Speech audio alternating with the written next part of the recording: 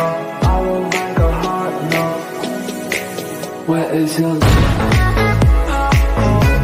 안녕하세요. 저는 여러분의 사회에 대한 궁금증을 해결해 드릴 꾹쌤입니다.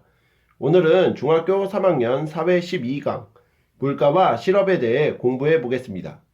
먼저 물가의 의미와 물가 상승의 원인에 대해 알아볼까요? 물가란 시장에서 거래되는 여러 상품의 가격을 종합하여 평균한 것을 말하는데, 물가의 움직임을 한눈에 파악하기 위해 수치로 표현한 물가 지수로 표현됩니다. 그렇다면 물가가 상승하는 원인은 무엇일까요? 첫 번째로 가계 소비, 기업 투자, 정부의 재정 지출 증가로 전체적 수요가 증가하는데 전체적 공급이 이에 미치지 못할 경우. 두 번째로 임금, 임대료, 국내외 원자재 가격 등의 상승으로 생산비가 증가할 경우. 시중에 공급되는 통화량이 많아져 소비나 투자가 활발해지는 경우 물가가 상승하게 됩니다. 그럼 물가 상승의 영향은 어떤 것들이 있고 그에 대한 대책들은 무엇인지 살펴볼까요? 물가가 상승하면 물가가 지속적으로 오르는 현상인 인플레이션이 발생하는데, 인플레이션이 발생하면 화폐의 가치가 하락하여 일정한 금액으로 살 수 있는 재화와 서비스의 양이 감소하고 화폐의 가치는 하락하는데, 상대적으로 토지, 건물, 기계 등의 실물 자산의 가치는 상승하게 되어 실물 자산을 보유한 사람, 돈을 빌린 사람, 수입업자는 이익을 보고 봉급 생활자, 연금 생활자, 돈을 빌려준 사람 등은 손해를 보는 부와 소득의 불공정한 재분배가 이루어집니다. 또한 외국 상품에 비해 자국 상품의 가격이 상대적으로 비싸져 수출은 감소하고 수입은 증가하게 되죠. 이렇듯 과도한 물가 상승은 국민의 안정적인 경제 활동을 어렵게 하기 때문에 여러 경제 주체들이 물가 안정을 위해 애를 쓰는데, 우선 정부는 재정 지출을 축소하고 조세를 인상하며 생활 필수품의 가격 상승을 규제하고, 중앙은행은 통화량을 감축하고 시중은행의 이자율을 인상하게 합니다. 기업은 경영과 기술 혁신을 통한 생산의 효율성 향상 및 생산비 절감에 나서고, 근로자는 자기 개발을 통한 생산성 향상을 꾀하고 과도한 임금 인상 요구를 자제합니다. 소비자는 과소비를 자제하고 건전하고 합리적인 소비 자세를 가지려 노력하고요. 다음으로 실업의 의미와 유형에 대해 정리해 볼까요? 실업이란 일할 능력과 의사가 있는데도 일자리를 구하지 못하는 상태를 말하는데, 경제활동 인구 중에서 실업자가 차지하는 비율인 실업률로 나타낼 수 있으며, 일할 능력 또는 의사가 없는 경우, 일자리 구하기를 포기한 경우는 실업에 포함되지 않습니다. 실업의 유형에는 경기가 침체되어 기업이 신규 채용이나 고용 인원을 줄이는 경우 발생하는 경기적 실업, 새로운 기술의 도입이나 산업 구조의 변화 등으로 관련 부문의 일자리가 사라지는 경우 발생하는 구조적 실업, 계절의 변화에 따라 고용 기회가 줄어드는 경우 발생하는 계절적 실업, 더 나은 조건의 일자리를 구하기 위해 현재의 직장을 그만두는 경우 일시적으로 발생하는 마찰적 실업 등이 있습니다. 그럼 실업의 영향과 대책에는 어떠한 것들이 있을까요?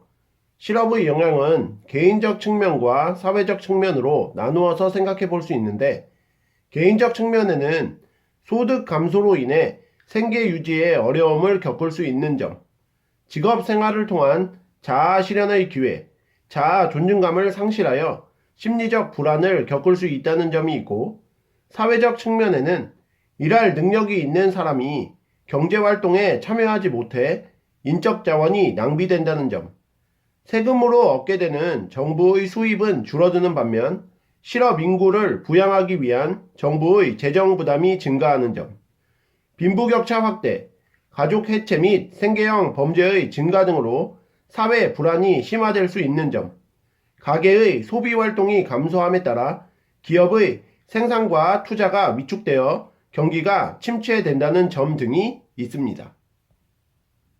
이런 실업의 영향을 줄이고 고용 안정을 위해 정부는 체계적인 직업 교육 및 인력 개발 프로그램을 마련하고 재정 지출을 확대하여 일자리를 창출하고, 기업은 고용 안정과 일자리 창출을 위한 경영 방안을 마련하고, 근로자와 서로 협력하는 바람직한 노사 관계를 확립해야 하며, 근로자는 새로운 기술을 습득하여 생산성과 업무 처리 능력을 향상하기 위해 노력해야 한다는 점까지 기억하시면 이번 파트 개념 정리는 끝입니다. 자, 그럼 오늘 배우신 내용을 바탕으로 문제 풀어볼게요. 1번, 표는 A국의 연도별 물가 지수를 나타낸 것이다. 이에 대한 옳은 분석만을 보기에서 있는 대로 고른 것은? 이라는 문제인데요. 표를 보시면 2016년도에 물가지수는 100, 2017년도에 물가지수는 105, 2018년도에 물가지수는 120입니다. 자, 보기 살펴볼게요. 기업, 물가지수의 기준연도는 2016년이다. 이것은 맞는 표현이죠. 물가지수가 지금 100이니까요. 니은, 2017년은 2016년보다 물가가 상승하였다. 맞는 표현이죠. 지금 2017년의 물가지수는 105, 2016년도에 물가지수는 100이므로 올랐잖아요. 그쵸? 자, 디귿, 2018년의 물가 수준은 2017년에 비해 20% 상승하였다. 이것은 틀린 표현이죠. 2018년의 물가 수준은 지금 120인데 2017년은 105입니다. 105에 20%를 더해주면 120이 나오지가 않아요.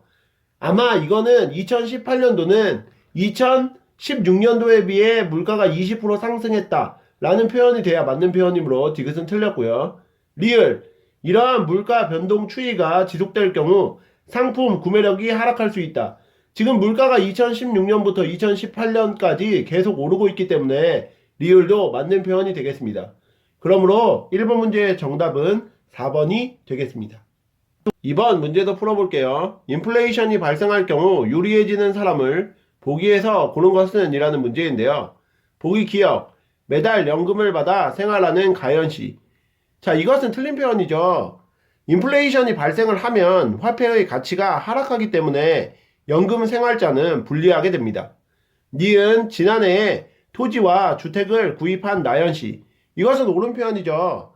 인플레이션이 발생을 하면 실물 자산의 가치가 상승하게 되기 때문에 토지와 주택을 구입한 나연씨는 유리해지게 됩니다. 디귿, 외국에서 장난감을 수입하여 판매하는 다연씨. 이것도 맞는 표현이죠. 자, 인플레이션이 발생을 하면 수입업자는 이익을 보게 되고 자국 상품의 가격이 상대적으로 비싸지기 때문에 수출업자는 피해를 보게 되겠죠. 디귿은 맞는 표현이고요. 리을, 국내에서 생산한 운동화를 외국에 수출하는 라이언씨. 자, 지금 방금 말씀을 드린 것처럼 자국 상품의 가격이 상대적으로 비싸지기 때문에 수출은 감소하고 수입은 증가하게 됩니다. 그러므로 리을은 유리해질 수 없겠죠. 그러므로 2번 문제의 정답은 3번의 니은과 디귿이 되겠습니다. 3번 문제도 풀어볼게요. 그림은 경제활동 인구를 분류한 것이다. 기억과 니은에 대한 설명으로 옳지 않은 것은? 이라는 문제인데요. 지금 표를 보시면 노동 가능 인구가 기역과 비경제활동 인구로 나누어져 있고 기역은 취업자와 니은으로 이루어져 있습니다. 자, 여기에서 기역은 경제활동 인구를, 니은은 실업자를 의미하게 되는데요.